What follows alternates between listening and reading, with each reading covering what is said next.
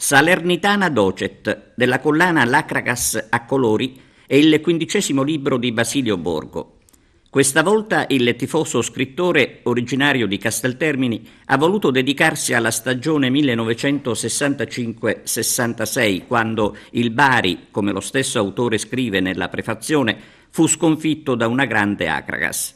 Il volume, presentato ieri sera presso la pizzeria Basilicò in Viale dei Giardini a San Leone, è dedicato a Pietro D'Alessandro, con il quale Borgo ha trascorso da giovane anni indimenticabili. Nel 1965 Basilio Borgo frequentava l'ultimo anno dell'Istituto per Geometri Brunelleschi di Agrigento. Tutti i lunedì, su richiesta dei compagni di classe, raccontava, disegnandole alla lavagna, le più belle azioni dell'Acragas vista giocare il giorno prima. Basilio, siamo già a 15, tu hai una meta, 100. Sì, effettivamente il mio curriculum è un po' veloce. Ultimamente ho presentato il 14° e il 13° il 20 settembre, il giorno del mio compleanno. Però questo di qua in effetti doveva essere presentato anche prima, perché in pratica c'è stato un cambio di data a giugno, perché a giugno è stato possibile fare una presentazione perché c'era troppo caldo. Questo è il motivo di questa vicinanza di presentazione.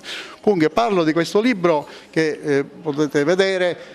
Parlo del campionato 65-66. Ecco, scusami Basilio, tu racconti di un seneto tabù per gli avversari, ma adesso dopo tanti anni è tabù per l'Acragas. Purtroppo ci sono i contraccolpi e questo è anche perché poi devo dire che dal punto di vista della statistica il Testimone di Siracusa ci porta male. Ecco, torniamo al libro, è dedicato, tu lo dedichi a un tuo ex compagno scomparso prematuramente. Il suo nome era Pietro D'Alessandro, che conobbi il primo anno di geometra. Veramente è una persona che a ricordarlo quasi quasi mi emoziona. Ecco signora Rosetta, è un bel ricordo di suo marito. Ricordo, certo.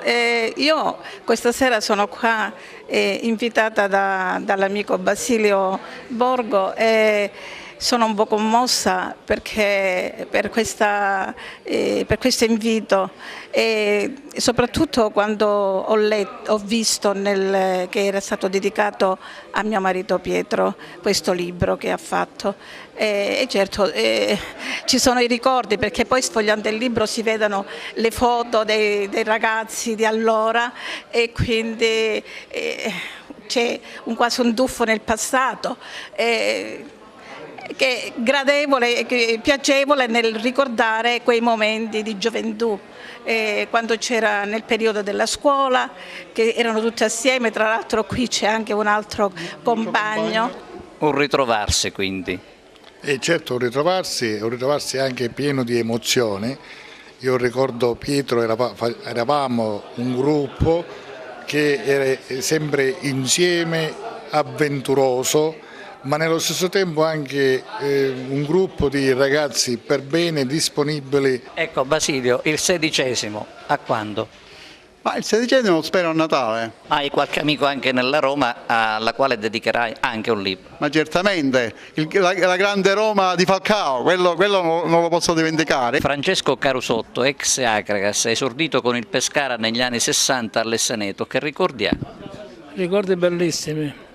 Nel senso che eravamo giovanissimi, io e altri ragazzi, ci hanno chiamato per giocare, abbiamo preso la palla al balzo, l'entusiasmo era tantissimo. Che ruolo era? Io terzino.